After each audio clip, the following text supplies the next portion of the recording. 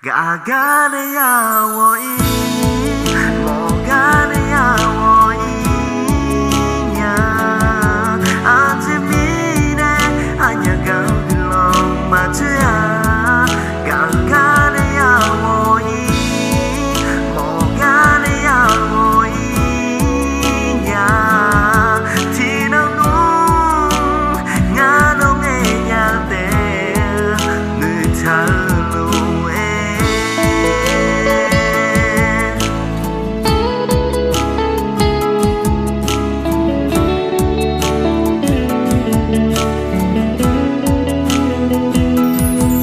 Nó nên nghe thở khuya đỏ ý nó cứ ngã lười lừa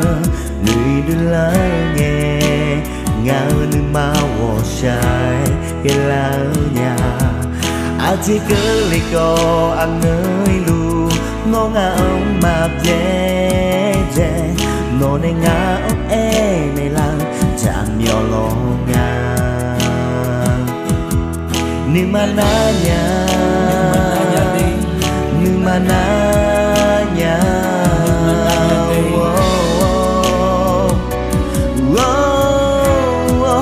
gagane ya woi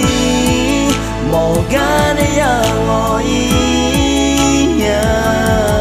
atemine anya gagulong matua gagane ya woi mogane ya woi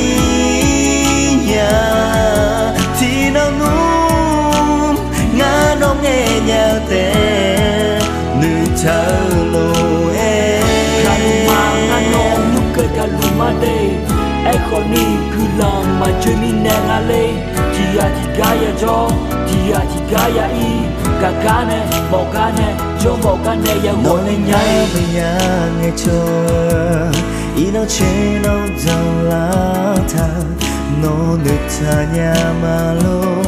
abu am nhớ nghe về nhà nó nghe nhớ là trên đầu lô ngỡ nó chê của lô nữ mà na nhà nữ mà na nhà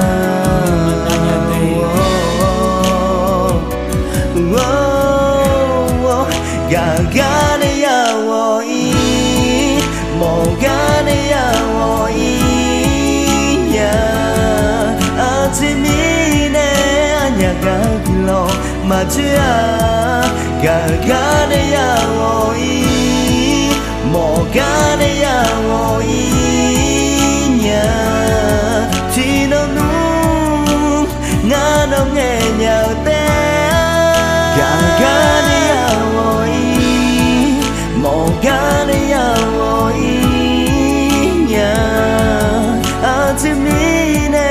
anya gagulong matua gagane ya woi mogane ya woi